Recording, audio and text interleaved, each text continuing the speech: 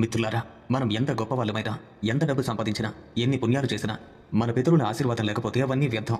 మన తల్లిదండ్రులు, తాతలు, ముత్తాతలు వారి త్యాగాల వల్లే మనం ఈ రోజు ఇక్కడ ఉన్నాం. వారి రుణం తీర్చుకోవడం మన కర్తవ్యం. ఈ కథలలో ఒక రాజు తన పితరులకు ఎలా మోక్షం కలిగించాడో, భగవాన్ శివుడు మరియు యమధర్మరాజు ఎలా ప్రత్యక్షమయ్యారో అన్నీ తెలుసుకుందాం. ఈ కథను పూర్తిగా చూడండి. త్రేతాయుగ కాలం గోదావరి నదీ తీరాన చొల్లంగి అనే పుణ్యక్షేత్రం ఉంది. ఈ పవిత్ర భూమిలో మహర్షుల ఆశ్రమాలు, శివాలయ గంటధ్వరులు, వేదమంత్రాల పట్టణం అవి ఆకాశాన్ని నింపుతున్నాయి. విదర్భ దేశానికి రాజు సుధన్వుడు చాలా ధర్మాత్ముడు. ప్రజలను తన కన్న పిల్లల్లా చూసుకునేవాడు. కానీ అతని హృదయంలో ఒక పెద్ద బాధ ఉంది. అతని భార్య మృదులాదేవికి చాలా కాలమైన సంతానం లేదు. సుధన్వుడు అన్ని రకాల పుణ్యకార్యాలు చేశాడు.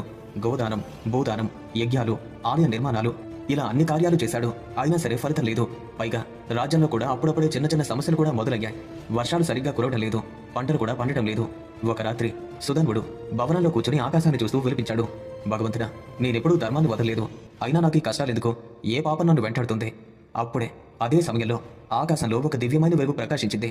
నారాయణ నారాయణ అన్న స్వరంతో దేవర్షి అయినటువంటి నారదుడు అక్కడ ప్రత్యక్షమయ్యారు. సుధన్వుడు సాష్టాంగ నమస్కారం చేశాడు. నారద మహర్షి చిరునవ్వు నవ్వుతూ అన్నారు, రాజా, నీ బాధకు కారణం నీ పాపం కాదు, నీ పితరుడి యొక్క రుణం. సుధన్వుడు ఆశ్చర్యపోయాడు. ఏంటి మహర్షి? నారదుడు వివరించారు. రాజా, గరుడ పురాణంలో చెప్పినట్టు ప్రతి మనిషికి కూడా 3 రుణాలు ఉంటాయి.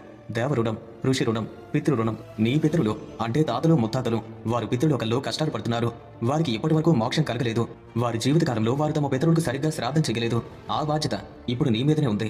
మహర్షి, నేనిప్పుడు ఏం చేయాలి? వివరంగా చెప్పండి అని సుధన్వుడు అడిగాడు. నీవు గోదావరి తీరాన ఉన్న చొల్లంగి క్షేత్రానికి వెళ్ళు. రాబోయే అమావాస్య రోజున అక్కడ పితృతర్పణం చెయ్యు. ఆ స్థలం అన్ని పితృతీర్థాలలో ఉత్తమమైనది. స్వయంగా శివుడు ఆశీర్వదించిన స్థలం. అక్కడ చేసిన కర్మ 7 తరాలు పితరులకు మోక్షాన్ని ఇస్తుంది. సుధన్వుడు మరుసటి రోజే అక్కడికి బయలుదేరాడు. చాలా రోజుల ప్రయాణం తర్వాత అతను చొల్లంగి చేరుకున్నాడు.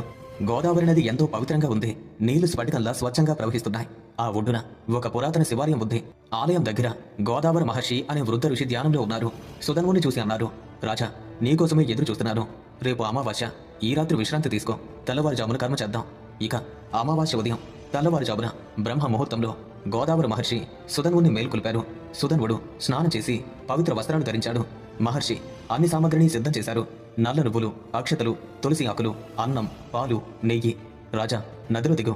మోకాల వరకు నీళ్లలో నిలబడు. దక్షిణ దిశవైపుగా తిరుగు. పితృలోకం దక్షిణంలోనే ఉంటుంది. సుధన్వుడు వెంటనే గోదావరి నీళ్లలో దిగాడు. దక్షిణం వైపుగా తిరిగి నువ్వులు నీళ్లలో కలిపి తర్పణాన్ని ఇవ్వసాగాడు. తండ్రి గారు, తాతగారు, ముత్తాతగారు, మీ అందరికీ ఈ తర్పణం. మీరు తృప్తి పొందండి. మీకు మోక్షం కలగాలి. సుధన్వుడి కళ్ళల్లో నీళ్లు తిరిగాయి. గొంతు భావోద్వేగంతో వణికింది. ఆ తర్పణ జలం నదిలో కలిసేసరికి అద్భుతం జరిగింది. నీళ్లు బంగారు కాంతులతో మెరిసిపోయాయి. ఆ తరువాత నది ఒడ్డుకు వచ్చారు. అన్నం, పాలు, నువ్వులు, బెల్లం కలిపి